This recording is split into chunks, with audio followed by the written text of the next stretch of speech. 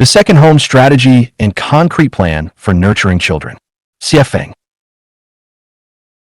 Many people who care deeply about children's growth worry that the second home's educational approach might not prepare children to succeed or start careers in society later on.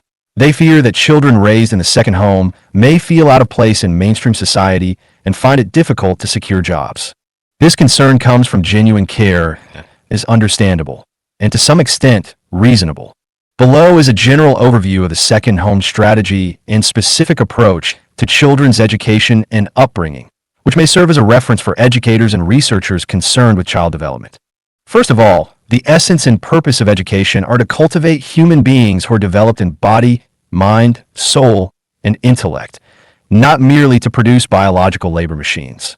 Education should nurture physically and mentally healthy individuals who can think independently and live independently, not biological robots programmed for earning money. The ultimate goal of education is to enable people to live happily, freely, and joyfully, not merely to succeed or become superior to others in the conventional social sense. At the second home school, in addition to the compulsory courses required by the National Education Department of each respective country, we have added courses on how to be a good person and on the relationship between human beings and the greatest creator, that is, nature. Each day, students attend 6 lessons. Apart from imparting knowledge and transmitting the way, teaching skills, and resolving doubts, we place great emphasis on practical life experience. Children are encouraged to go out into nature, engage in productive and daily life activities, and develop themselves in a balanced and holistic manner.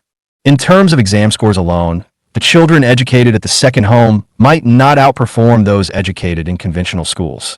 However, when it comes to understanding nature, moral character, maintaining harmony between humans and nature, and hands-on life skills, the children educated at the second home are unquestionably superior, especially in terms of cheerfulness, sociability, musical and artistic expression, independent thinking, self-reliance, honesty, kindness, diligence, and integrity.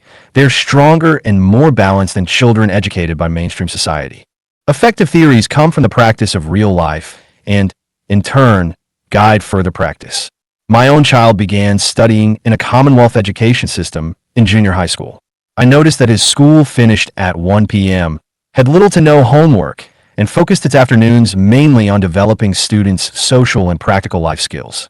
As a result, my child became very capable of independent living and problem solving, requiring almost no parental intervention.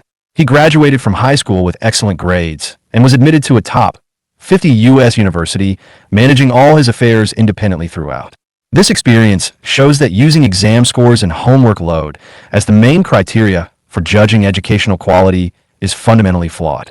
Our educational policy is to teach according to each child's nature, to make learning enjoyable, to develop creative thinking, and to inspire enthusiasm for learning. We allow childhood to be full of childlike joy, youth to be rich with youthful interest, and adolescence to be guided by genuine curiosity and growth. We respect the wishes of the children. Their education in the second home is not forced. If parents and children wish to attend schools in mainstream society, the second home will never prevent them. However, the fact is that children prefer life and learning in the second home. Anyone may ask them directly, and the children themselves will give the answer. Indeed, children raised in the second home are honest and simple-hearted, and they might face some challenges when entering society. Yet I firmly believe that, whether in government institutions or private enterprises, what leaders and employers value most are honesty, diligence, simplicity, and trustworthiness. Therefore, children educated at the second home will ultimately be more adaptable, flexible, and resourceful in navigating real-life situations than their peers educated in conventional systems. A school is not a place to produce heroes or elites. Heroes are made by circumstances. Elites emerge through practice. The purpose of a people's school is to continuously cultivate groups of individuals who are well-developed in body, mind, soul, and intellect. Ordinary workers capable of creating spiritual, soul, and material wealth for society. The second home's education of children is directed precisely toward this goal. The second home will not only have primary schools, but also middle schools and universities. Facts speak louder than speculation. Let the eventual results provide the answer. Finally, let me add some personal background.